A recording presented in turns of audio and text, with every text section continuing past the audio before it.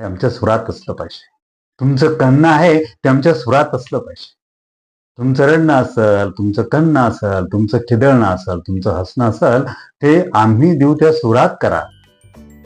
असं जर कुणी करत असेल तर ते सत्ता झुगारून दिल्या पाहिजे.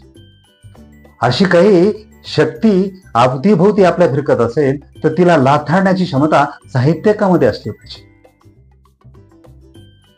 भय हे काल्पनिक असतं असं म्हटलं जातं. मग आता अनेक साहित्यिक तुम्हाला लाचार होताना दिसत आहेत. अनेक साहित्यिक आपला गोंडा हळवताना अनेक नाचकर्त्याच्या पाठीमागे फिरताना दिसत आहेत.